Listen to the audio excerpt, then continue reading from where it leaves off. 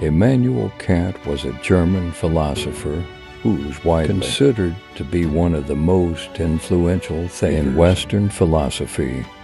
Born in 1724 in Königsberg, Kant spent his life studying and writing about metaphysics, ethics, and epistemology, among other topics. He is perhaps best known for his work on the concept of the categorical imperative, which forms the basis for his ethical theory. But beyond his philosophical contributions, Kant also left behind a wealth of inspiring quotes that continue to resonate with people today. In this YouTube video, we will explore some of his most profound and thought-provoking quotes, offering insights and inspiration that can help us live a more fulfilling life. These are the Emmanuel Kant quotes. You can't afford to miss before you grow old. Experience without theory is blind, but theory without experience is mere intellectual play. Science is organized knowledge. Wisdom is an organized life. In law, a man is guilty when he violates the rights of others. In ethics, he is guilty if he only thinks of doing so. Happiness is not an ideal of reason, but of imagination. Ingratitude is the essence of vileness. Thoughts without content are empty. Intuitions without concepts are blind. What can I know? What ought I to do? What can I hope? One had, therefore, to remove knowledge in order to make room for belief. All our knowledge begins with the senses, precedes them to the understanding, and ends with reason. There is nothing higher than reason. He who is cruel to animals becomes hard also in his dealings with men. We can judge the heart of a man by his treatment of animals. To be is to do. By a lie a man annihilates his dignity as a man. It is not necessary that whilst I live happily, but it is necessary that so long as I live, I should live honorably. Metaphysics is a dark ocean without shores or lighthouses, strewn with many a philosophic wreck. Act that your principle of action might be made a law for the whole world. So act that your principle of action might be made a law for the whole world.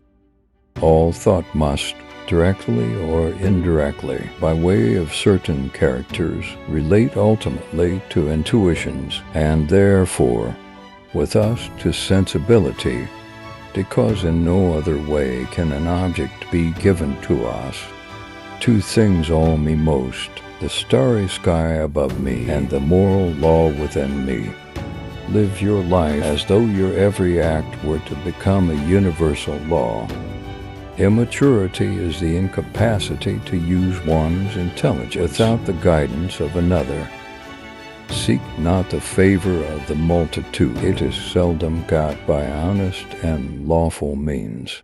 But seek the testimony of few, and number not voices, but weigh them.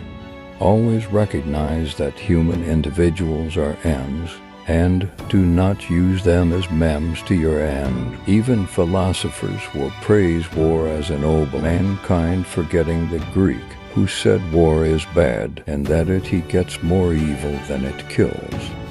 A categorical imperative would be one which represented an action as objectively necessary in itself, without reference to any other purpose.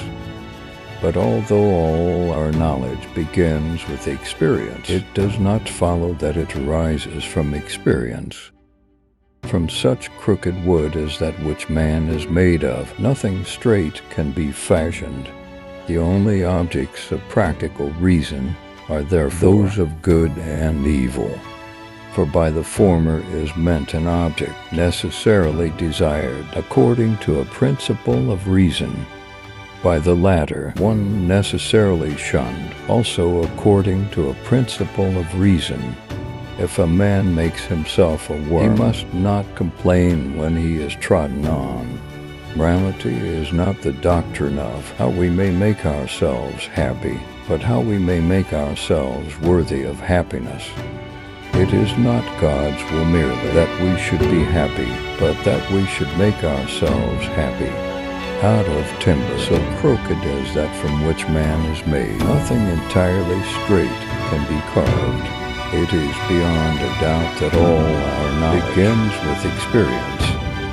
Intuition and concepts constitute the elements of all our knowledge, so that neither concepts without an intuition in some way corresponding to them, nor intuition without concepts can yield knowledge.